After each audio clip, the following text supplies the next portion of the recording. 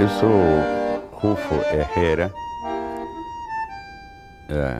argentino, nascido no município da província de Córdoba, Rio Primeiro, 1º de agosto de 1933.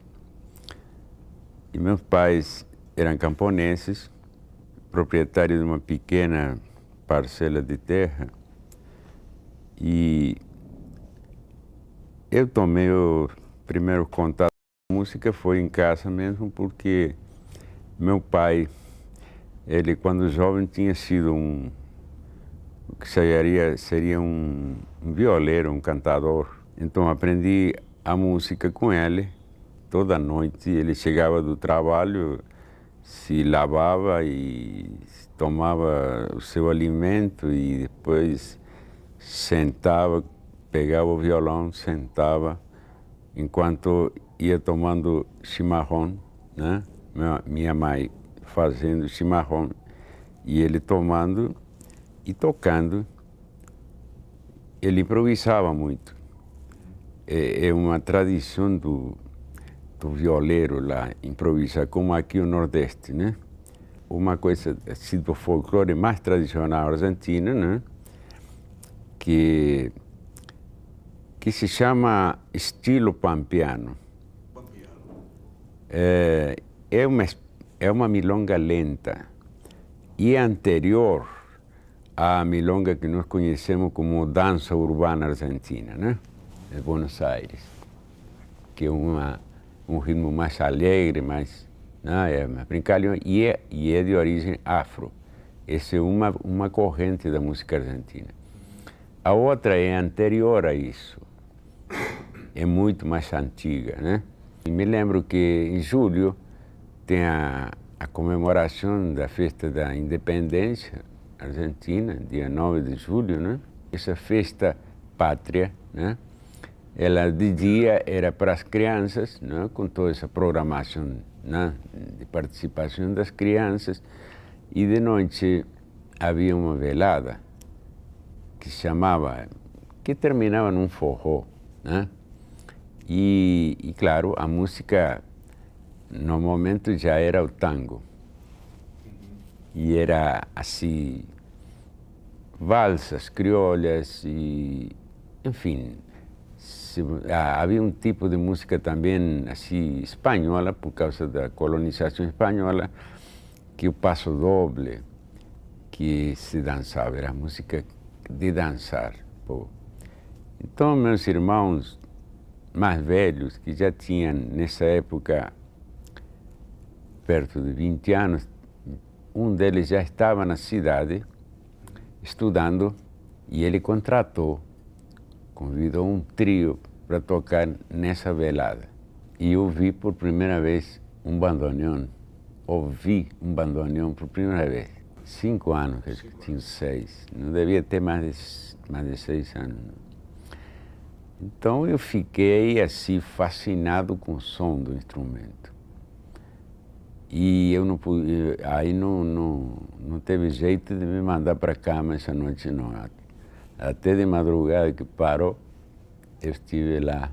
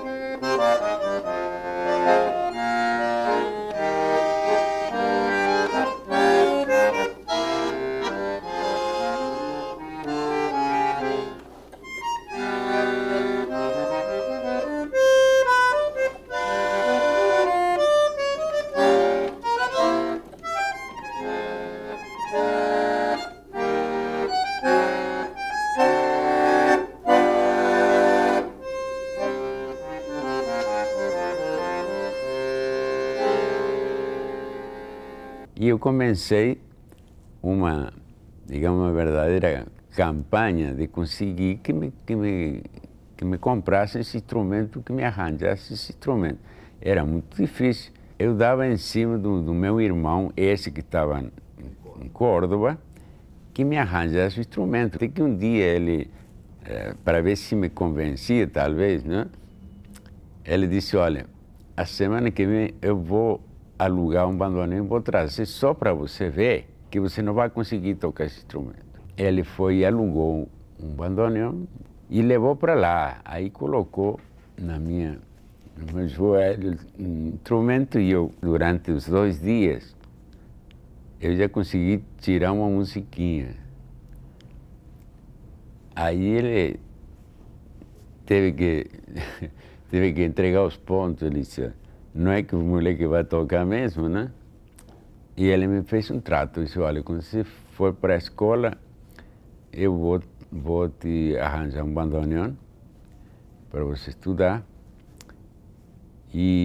Mas vamos fazer um trato. Daqui a 1 ano eu vou casar, você vai ter que tocar no meu casamento.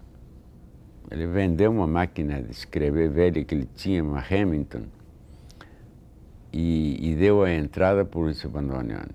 E a partir daí já pareceu que assim, o destino de músico profissional já estava lançado, né? E eu devo ter começado a estudar com 9, quando fui para a academia, né? Para pegar a primeira aula de bandoneon. Era uma academia que se chamava El Pentagrama.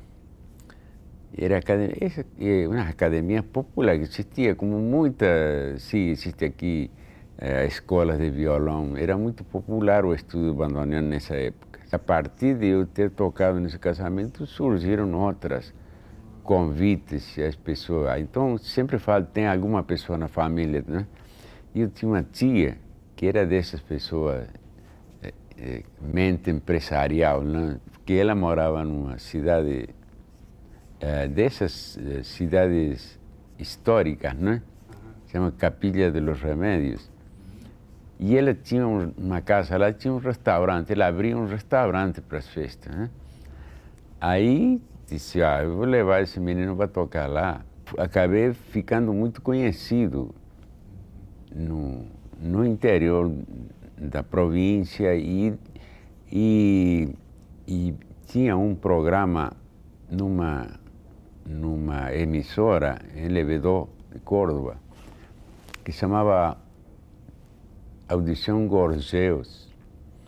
Era para crianças, né?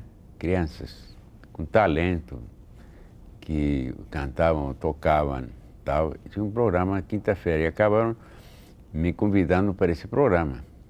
Então, eu, de repente, estou tocando em rádio, devia ter 11 anos.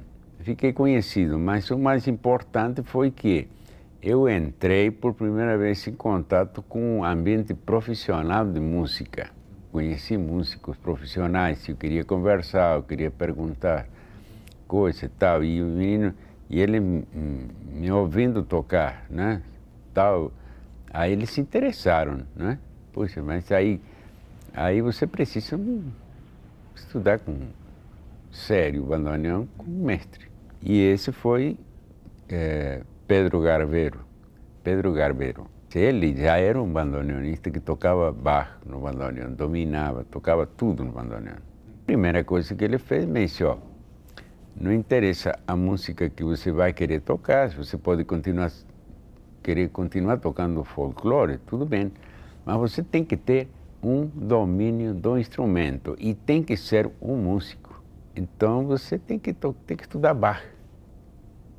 E eu, na época, eu vinha da roça, do campo. Eu não tinha a menor ideia do que era Bach. Então, aí que eu descobri Bach e me identifiquei imediatamente. Eu me apaixonei por esse tipo de música. Isso me levou a estudar realmente, seriamente o bandoneon. Devia ter 12 anos quando comecei a estudar com ele, o 13.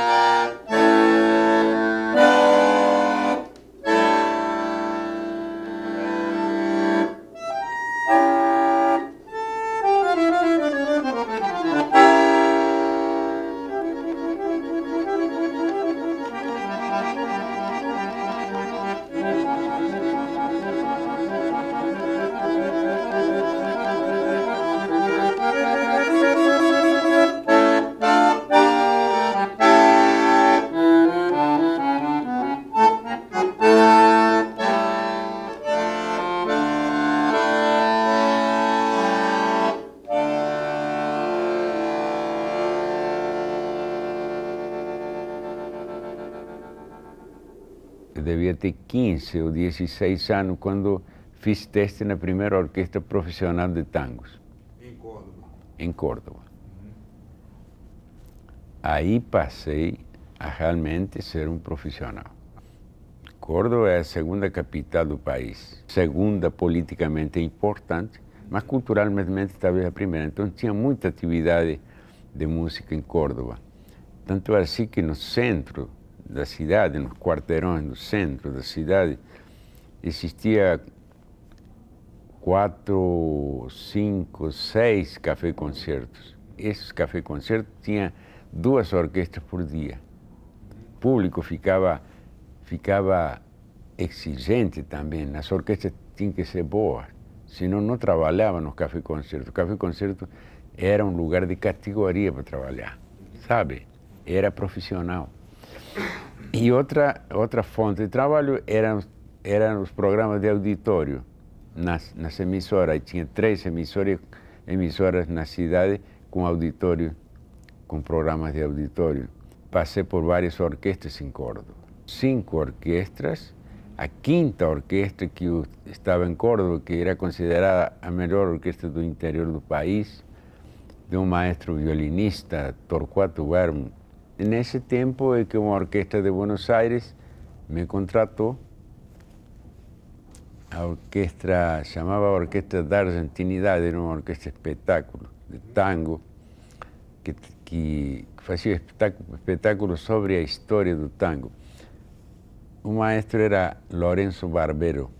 As orquestras típicas de tango tinham basicamente 4 bandoneões, às vezes 5. formação, 4 violinos, contrabaixo, piano, 2 vocalistas. Fosse feminino e masculino, ou então tenor e barítono. Aí tinha contrato por 2 anos. Buenos Aires, por exemplo, na época, vamos dizer que era a meca da América Latina, né? Principalmente na música, né? Teatro Colón.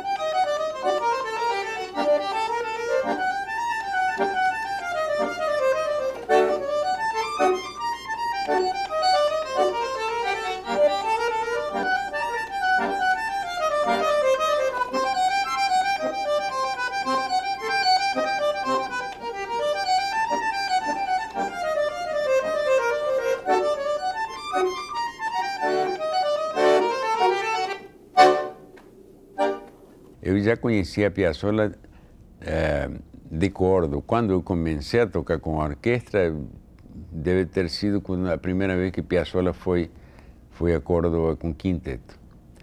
E assim, nessa época, Piazzolla ele causou uma grande reação no público argentino, na tradição tangueira, né? Porque ele mexeu com o tango, né?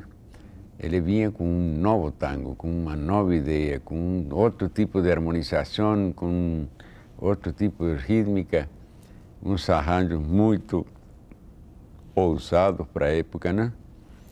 E com toda a influência da música, já da música do século XX, não? A música contemporânea, na época, teria grande influência de Stravinsky, de Bartók, de Ravel, enfim, dessa primeira geração que fizeram a música do século XX, a história da música do século XX.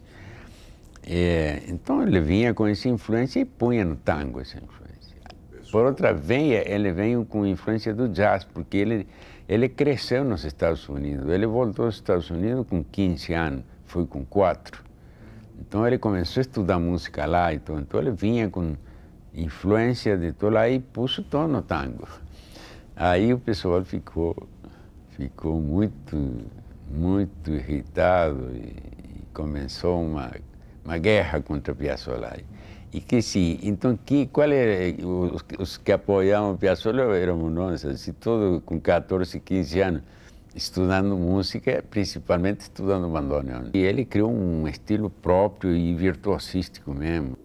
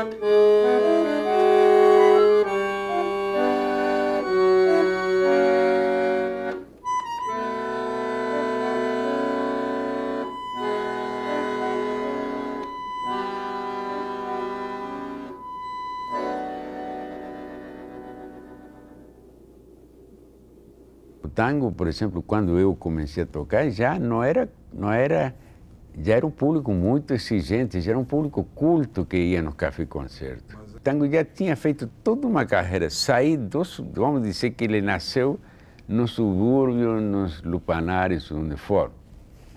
Mas ele tinha feito uma carreira em ascenso, assim, vertiginosa, com Gardel.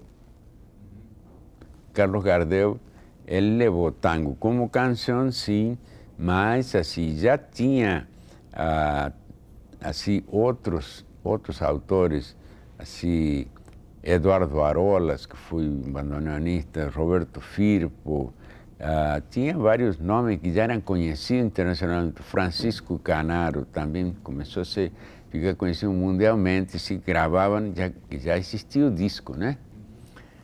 E Gardel, assim, levou o tango até o cinema, para o cinema. Então, o tango fez toda uma carreira de evolução. Quando eu peguei, né, já fim da década de 40, início da década de 50, digamos, ele já estava sofisticadíssimo, o tango. Mesmo o que chamavam de tango clássico, tradicional, era sofisticadíssimo. Não era música, jamais música popular, para dizer a verdade.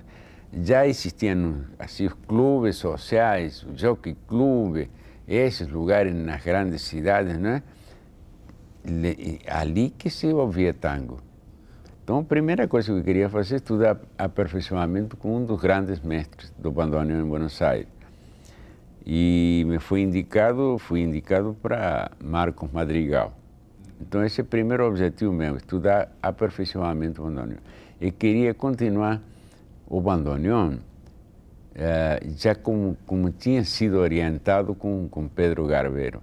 O bandoneon pode ser um instrumento de concerto. Então, eu queria ser um concertista de bandoneon.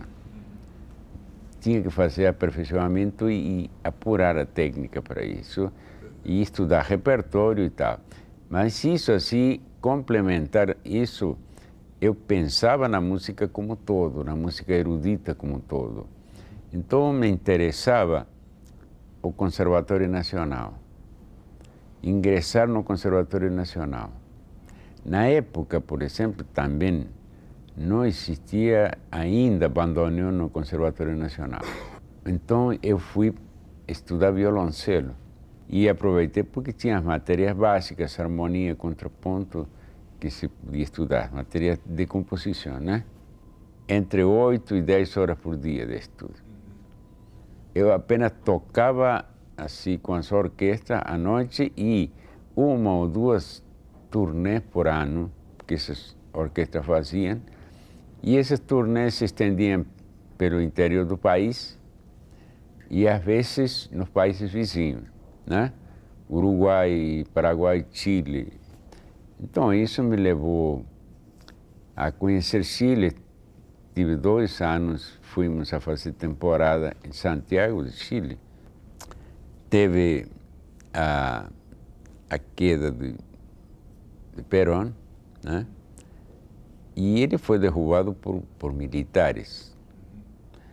E daí para aqui eles começaram fazer um processo assim constante dessa intervenção militar nos governos eleitos, né? Começou a faltar trabalho, começou a fechar casas de cultura, casas não, primeiro, Café Concerto começaram a fechar.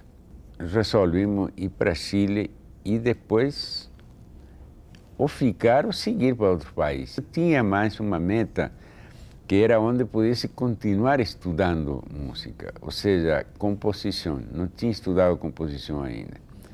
E eu pensava em México, porque na época, México sempre foi um país que teve, né, uma cultura, né, muito desenvolvida. Iria por vários países até chegar lá, né?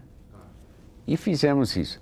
Então, formamos um trio e um casal de bailarinos para fazer folclore e tango. E tentando sobreviver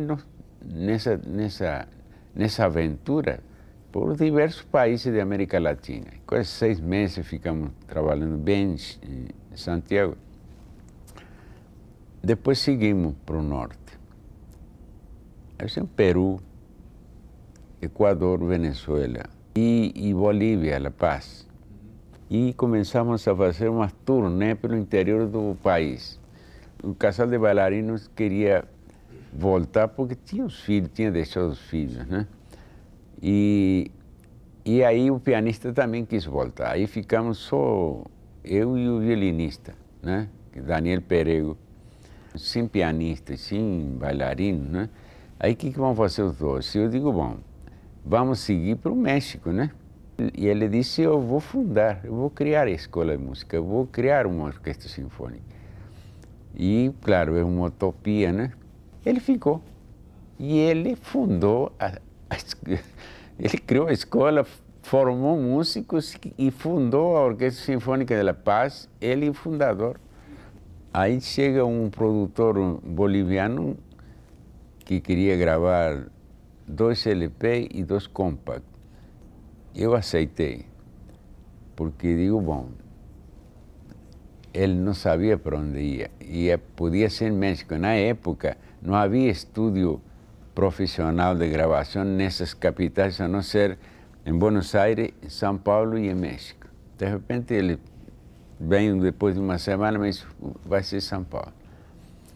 A barreira era a língua. Na época, não havia nada de intercâmbio entre Brasil e Argentina e esses países da língua espanhola, né?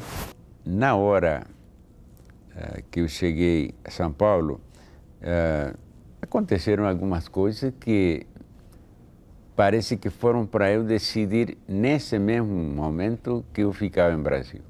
À noite, o produtor fonográfico procurou a gente para levar a conhecer a noite em São Paulo.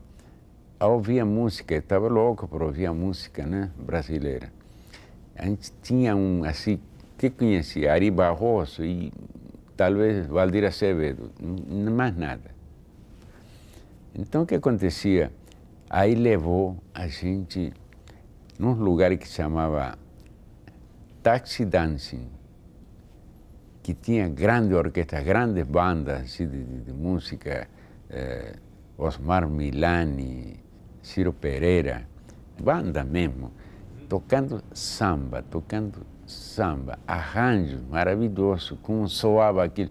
Eu fiquei, nossa, e fiquei apaixonado por isso. Essa música, isso é o país da música aqui, que é isso?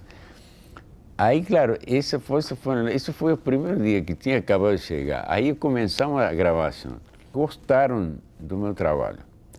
Tanto assim que numa semana depois eu já estava gravando numa outra gravadora também, RGE, e também, por exemplo, já tinham conseguido, se eu interessasse em ficar, um trabalho estável para tocar com um quarteto num lugar noturno.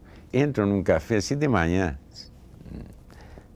tinha saído do hotel, estava andando e tal, entrei num cafezinho e pedi um café. Ao lado tinha um rapaz, mais ou menos da minha idade, talvez mais jovem, devia ser. E ele tinha pedido um sanduíche, um misto quente. Eu esperando o meu café, chegou o sanduíche dele. E ele se vira para mim e me disse, está servido. Eu nunca tinha visto isso em lugar nenhum. Você, um desconhecido, você querer, né, dividir a sua alimentação, o seu alimento. Aí eu me emocionei, eu fiquei emocionado com isso. Sabe? Muito emocionado. Fiquei, que é isso? Que povo é esse? Então, a partir daí que eu vi que há esse lado do povo brasileiro que me conquistou totalmente, profundamente, né? De que há uma generosidade, há um carinho, e há outra coisa que fui descobrindo depois, como que o povo brasileiro encontra a melhor forma de enfrentar as dificuldades. coisas assim, como que eu aprendi muito no sertão, 10 anos no sertão da Bahia. Não tem como um dia depois de outro, que se, gente, é incrível isso, e isso é aplicado, assim, se não deu, não deu, amanhã dá, sabe?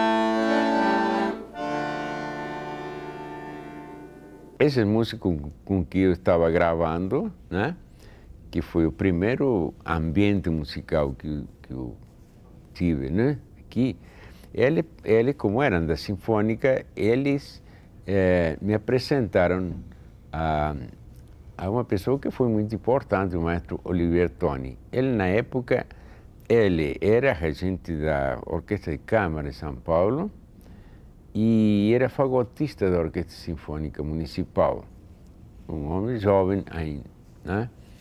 E um compositor dos mais importantes da música contemporânea na época, né, brasileira. E ele tinha sido estudado com Kölreuter, né, o maestro Kölreuter, que influenciou muito as escolas, a música contemporânea brasileira, né? E com quem eu tive contato depois. Mas esse foi importante porque ele se interessou por meu trabalho, não? Ele viu que eu fazia arranjos, né, para discos e tudo isso. Então ele me ofereceu, disse, olha, eu dou um curso de harmonia e contraponto, harmonia funcional, que é harmonia moderna e contraponto, para os músicos da Orquestra de Câmara, se periodicamente dou esses cursos, é de graça. E eu te convido, se quiser, se você está com a intenção de estudar composição aqui, vai começar por aí. Aí foi, e fiz isso. O estudante de composição não tinha chance de ouvir o que estava escrevendo. Era uma coisa para depois, para um dia você trabalhava na imaginação, na cabeça mesmo. No ouvido interno, é muito bom que se desenvolve isso. Você fica imaginando como soa uma coisa, não tem experiência, não ouve. Havia um grupo que é a Musicâmara, uma orquestra de cordas, que era liderada e dirigida por Moacir de Pique, um violinista, uma série de pessoas nessa época. Ele também tinha estado na Escola de Música da Bahia. Eles vinham com isso para São Paulo, então vinham colar-se com uma base de educação musical, de pesquisa sobre educação musical e tudo isso, e estavam querendo aplicar isso em São Paulo. Então escolheram São Caetano do Sul e fomos para lá com a ideia de criar uma escola. E realmente foi fundada essa escola lá, a Fundação das Artes de São Caetano do Sul, foi esse grupo que fundou.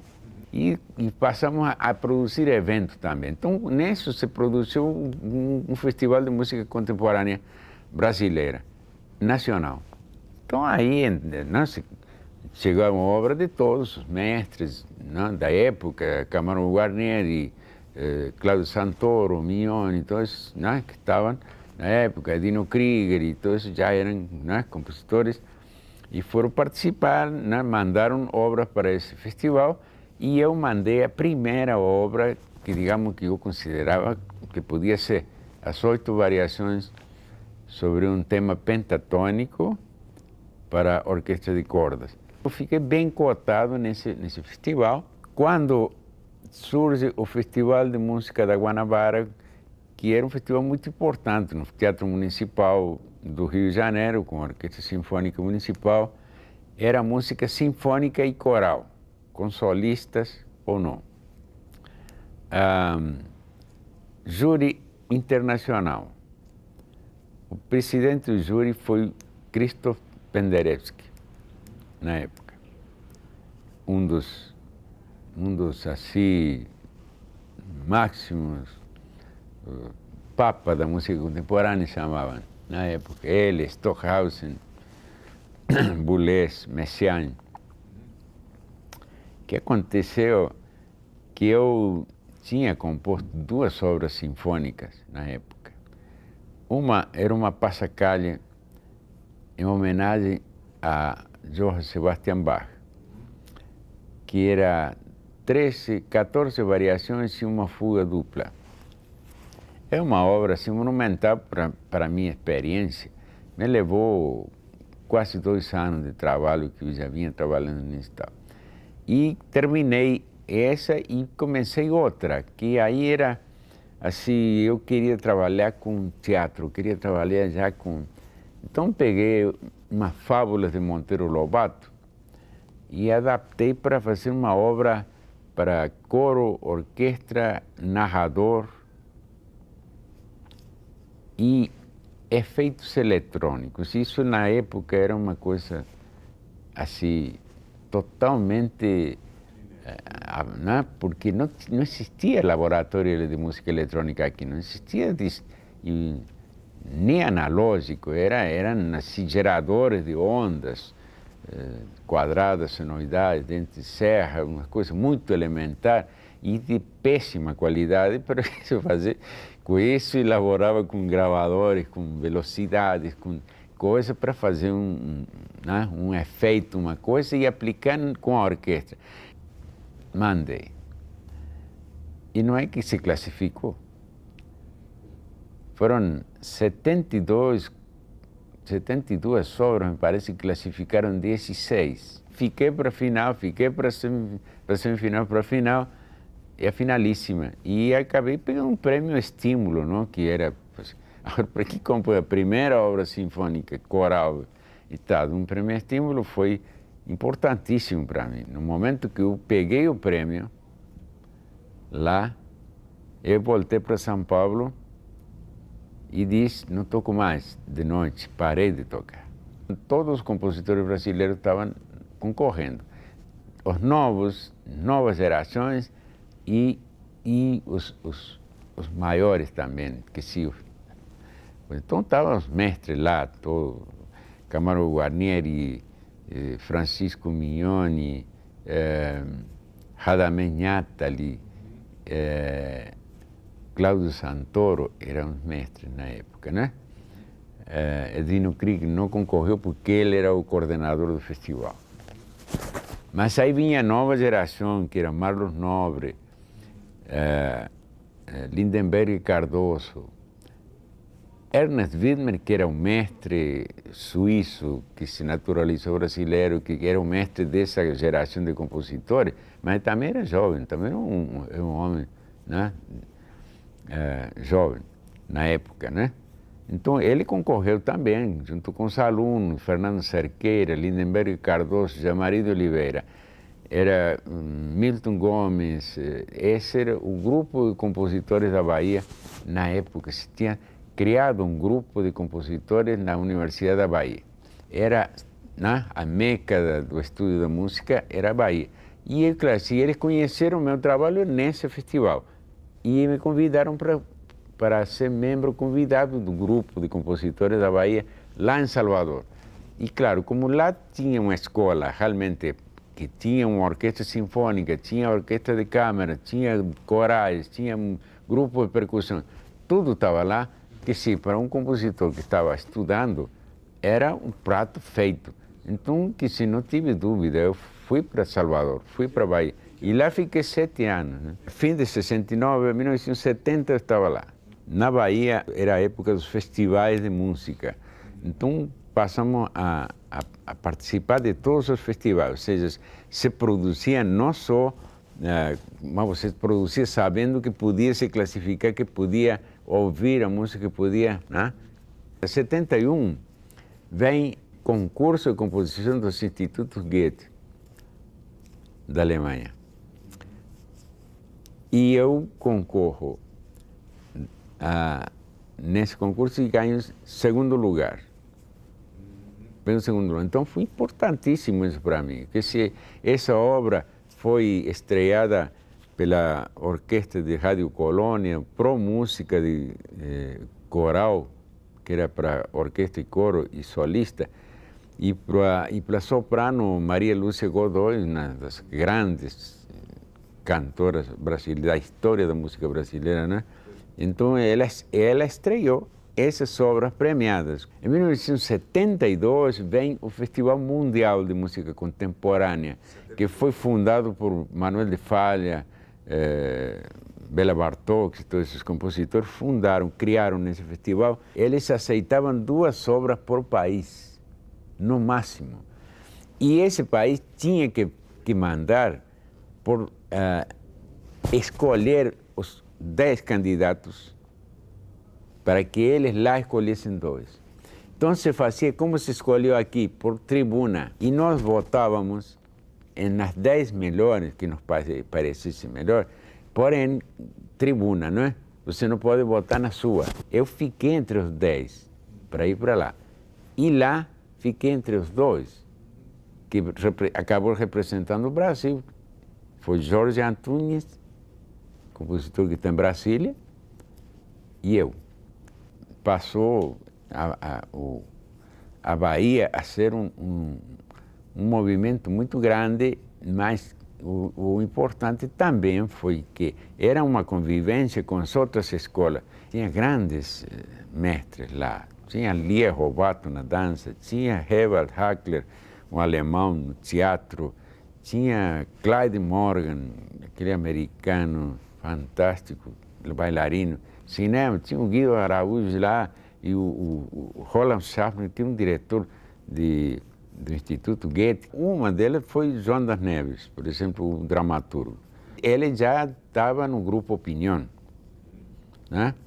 E de repente ele tem uma obra premiada, um drama dele, que é uma peça dele, que é O Último Carro, ganha um prêmio nacional de dramaturgia.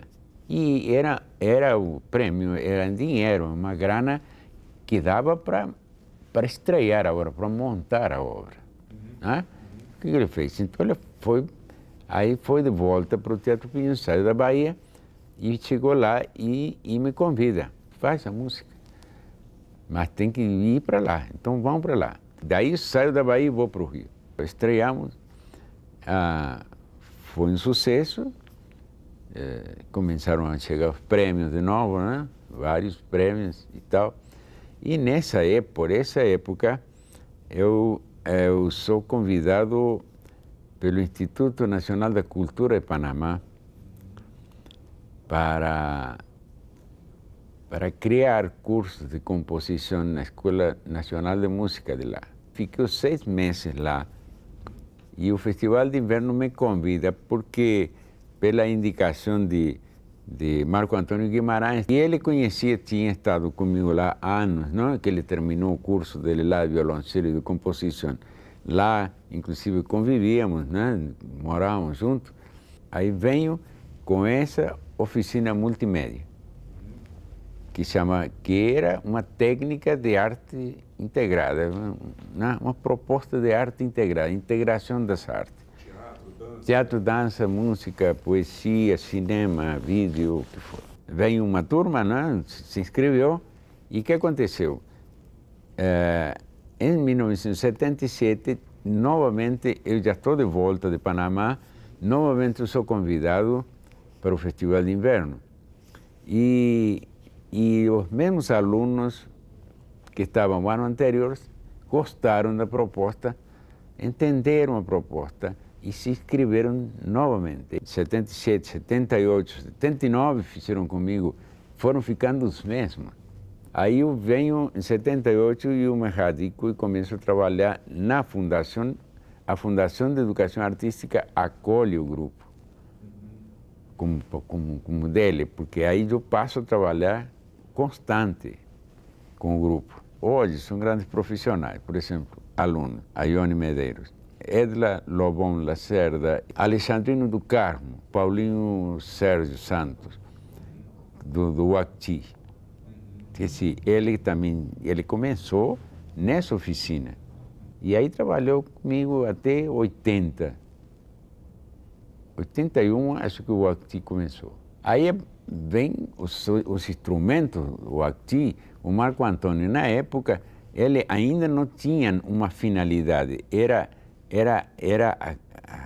a busca também, era a pesquisa, a criação, a busca, sabe?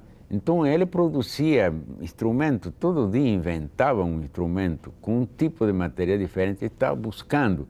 Eu usava no grupo esse material.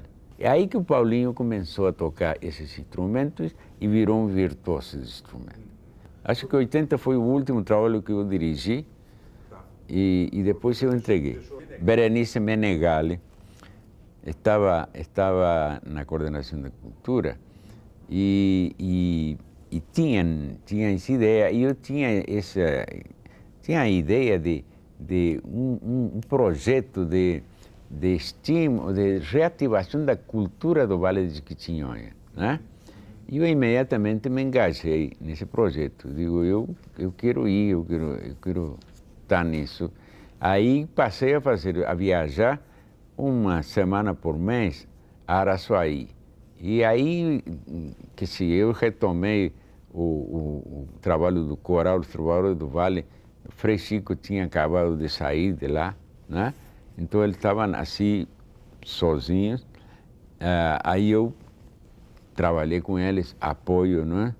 E formei um grupo de alunos, dava curso também de teatro. E um grupo de violeiros também, que havia violeiros, tá? Então, esse trabalho de estimular, organizar, tá? Isso fiz. E a partir daí nasce a mim o conhecimento do Vale e conhecimento das pessoas que estavam trabalhando pela cultura do Vale de Jequitinhonha, né? Engajadas nisso, que acabaram criando o festival, o Festivale, né? Deve ter sido 82. Passou todo esse tempo e só nos encontramos novamente depois de eu sair de Argentina, nos encontramos em 86. E aqui eu fui a vê-lo no Palácio das Artes. Também porque o violinista que estava com ele, Soares Paz, tinha sido o primeiro violino da última orquestra que eu toquei em Buenos Aires, que é a orquestra de Orlando Tripoli. Aí nos encontramos, fui a cumprimentar a Soares Paz, que tinha sido meu colega, e a Piazzolla estava. Aí ficamos conversando, né? Aí o Piazzolla disse, pois é, e o bandoneon? Aí eu tive que falar, parei, né? Parei, larguei. Aí ele fez assim, né? Um gesto como que se... Isso me levou, por incrível que pareça, me levou a refletir sobre isso. Puxa, ele lutou tanto para salvar o instrumento, olha, né? Porque eu sei o que custou para ele, né? Ele ralou muito para chegar onde chegou, sabe? E com o instrumento lá. E levou o instrumento ao Colón, levou ao Carnegie Hall, ao Teatro da Ópera de Paris. O que aconteceu comigo com o bandoneon? O que eu peguei? Talvez eu peguei um ressentimento público de concerto, não aceitava o bandoneon como um instrumento de concerto. Para eles é um instrumento de cabaré. Tudo isso é preconceito. E ele venceu isso. Então, em homenagem a isso, eu acho que eu resolvi voltar. Mas quando voltei, eu vi que eu tinha deixado para trás a mim mesmo. E que eu estava recuperando. Que eu estava me reencontrando comigo mesmo. Para a Aliança Francesa me convidou para fazer um show de tango, acompanhando uma cantora chilena que cantava tango. E aí eu, claro, peguei o bandoneon, né? E escrevi os arranjos, fizemos e, puxa, e aí as pessoas quiseram que fizemos mais um. Aí fizemos no Francisco Nunes, depois mais um, fizemos na Fundação. Que se já voltei ao palco e voltei ao público tocando. Aí foi a confirmação de que era um reencontro comigo, que eu tinha deixado, eu tinha abandonado eu mesmo. Sim, talvez tinha abandonado o meu destino, né? Aí, de novo, que sim, eu fui para o bandoneon com tudo, né? Em 95, tinha acabado de falecer Piazzolla, Astor Piazzolla, pouco tempo. Eu queria fazer uma obra em memória e fiz a elegia tangueira com soprano, bandoneon e orquestra. E foi estrear isso no Teatro Municipal. Bom, a emoção da entrada no palco, é aquele momento, sabe, que vem aquele frio na barriga e aquela coisa, né? Que a gente não perde nunca. Então, eu estava com o bandoneon assim na mão, e eu me lembrei, talvez, da primeira vez que eu tinha tocado em público. Então, é como se disse, olha o teu destino, né? Isso é o destino, vamos nele, né?